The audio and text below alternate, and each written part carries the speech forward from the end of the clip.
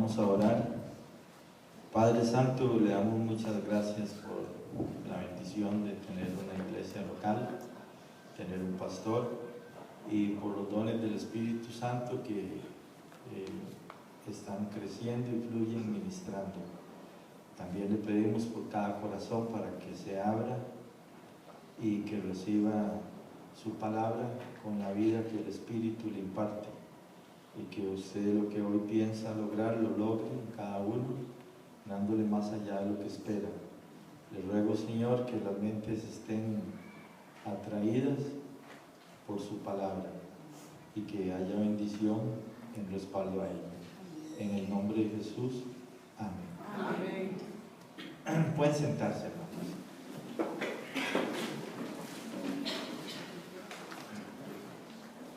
Hermanos, hoy estamos hablando sobre la carta de Pablo a Timoteo, y son cartas, la primera y la segunda, junto con Tito, que han generado millones de libros, millones de procedimientos del maestro y el discípulo. Han generado operaciones inmensas en todo el mundo de discipulado: Operación Timoteo, Operación Tito.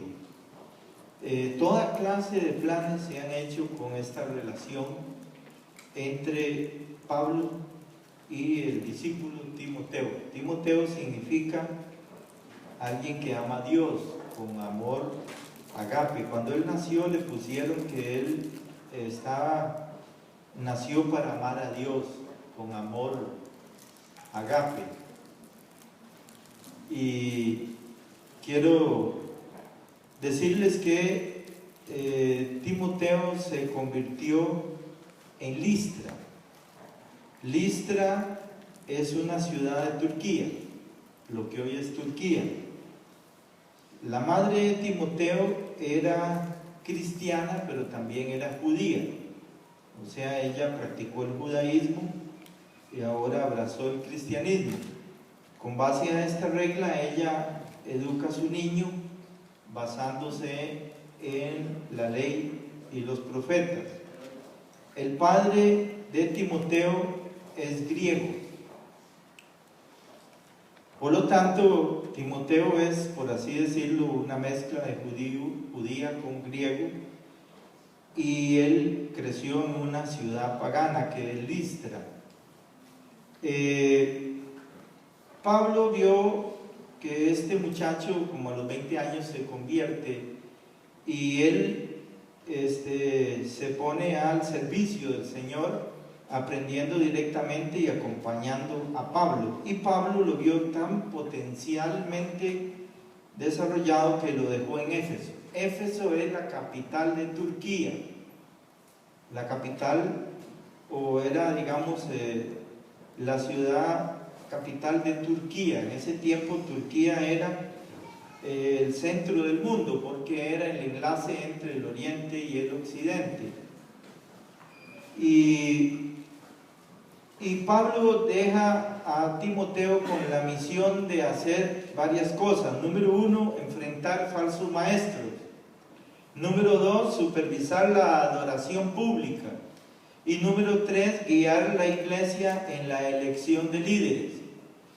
Pablo, para ubicarnos geográficamente en el momento histórico y el lugar, Pablo fue arrestado y llevado a Roma, y él estuvo ahí por 2 años, pero el gobierno de Roma le concedió que él estuviera en una casa y que fuera acompañado de soldados, y que él pudiera recibir gente y hacer culto, y tenía esa libertad. De pronto Pablo recibe una especie de salida a confianza, y entonces lo dejan salir, y él se va directamente para la capital de Turquía, a Éfeso. Ahí recorre como 5 ciudades y el emperador ordena nuevamente su captura. Pablo es apresado, pero ahora no le permiten lo que le permitían antes, y él ahora está atrapado porque el emperador le pone cadenas y lo pone en una prisión horrible, soportando frío y malos tratos. Ya Pablo no está en la misma condición y pronto va a salir su sentencia de muerte. Además de eso, el sufrimiento de Pablo es que todos los de Asia lo abandonaron. O sea, toda la gente que era de Asia, al ver esta situación, salieron huyendo. Además que ellos tenían una rebelión ya contra el ministerio de Pablo, porque ellos ya empezaban a creer diferente de lo que Pablo enseñaba. Entonces aquí vemos que Pablo lo que quiere es alentar la vida cristiana para que sea fiel y sea inamovible frente a las amenazas y dificultades. ¿Cuántos dicen amén? Amén. O sea, Pablo quiere alentar a Timoteo y a Tito a que sean inamovibles frente a las amenazas y a las dificultades. Entonces, el propósito de este libro es precisamente ese. Ahora, es lógico que Pablo sabe que va a morir, porque ya casi le van a dar la sentencia de muerte, luego le dan un tiempo, y todos lo abandonan. Solo se queda Dr. Lucas, que es el que escribe la carta pastoral. Y aquí Pablo lo que pone ya es lo último. Él se va a morir, lo van a matar, y él tiene que poner lo último, y esto es importantísimo. De aquí se han sacado no miles, sino millones de libros. De cada palabra que Pablo escribió se han hecho libros enteros, y toda clase, como les digo, de prácticas que han ayudado a la iglesia. Usted tiene que poner atención a esto que está aquí, porque Pablo le da 4 palabras a Timoteo que son cosas que él debe hacer con la palabra que enseña, objetivos a lograr con la palabra. Número 1, enseñar. O sea, saber lo que se debe creer. ¿Cuántos dicen amén? Amén. 2, reprensión. Discernir lo que no hay que creer. ¿Dicen amén? Amén. 3, corrección. Aprender lo que no se debe hacer. Amén. Amén. Y la 4, instrucción en justicia. Entender lo que se debe hacer. ¿Un mejor amén? Amén. Entonces, estas 4 acciones debe tener el ministro de Dios. Y el tema hoy sería el ministerio. Y el título sería cumplirlo. Dios ha querido que todos en la iglesia tengan ministerio. Ministerio es adoración. Ministerio es servicio. Ministerio es ubicarse en la voluntad de Dios para cumplir con lo que Dios demanda de su Hijo.